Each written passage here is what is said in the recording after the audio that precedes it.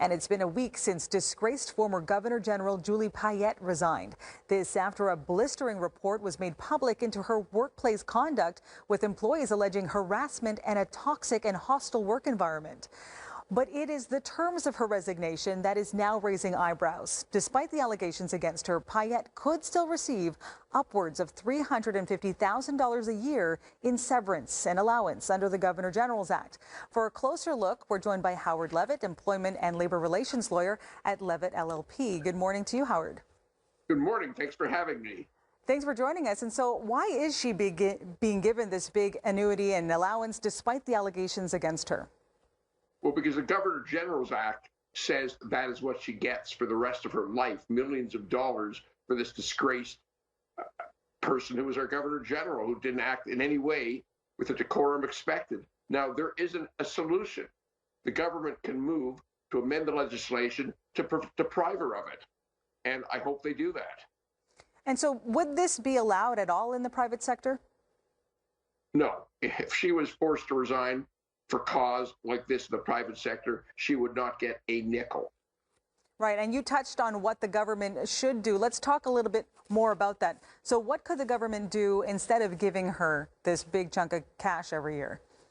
Well, it's a bit astonishing that they haven't already moved to do this, and hopefully they will shortly, because why should the taxpayers who pay millions of dollars for her to behave the way that she has, and let alone the number of lawsuits that may still come forward from her various employees? What they can do is pass a motion in Parliament to amend the Governor General's Act to deprive her of that annuity and expenses. All right. So in a larger context, then, what does this situation and the way it has unfolded really reveal about how we view workplace culture and harassment in Canada? People cannot behave the way they did 10 years ago. Everyone seems to understand, even inchoately, the context of a poisoned environment, a toxic workplace. And people can't go around berating and abusing their employees in an oppressive manner.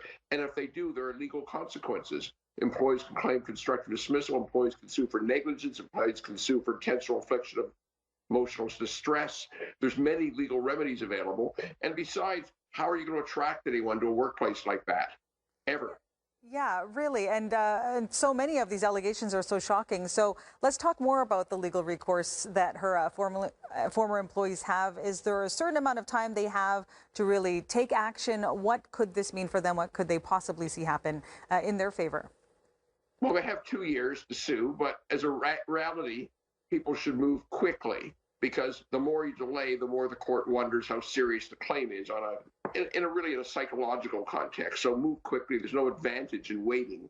But anybody who has quit along the way in frustration can now come back and claim constructive dismissal if it's within the 2 years, just as if they were suing for wrongful dismissal. It was effectively abusive treatment as a firing of an employee, allowing them to sue you as if they were fired. Employees, whether or not they quit along the way, if they can show mental stress and other physical symptoms, in other words, if they can show some sort of damages, they can sue for negligence, because the government knew about this. There have been reports about this for at least a year.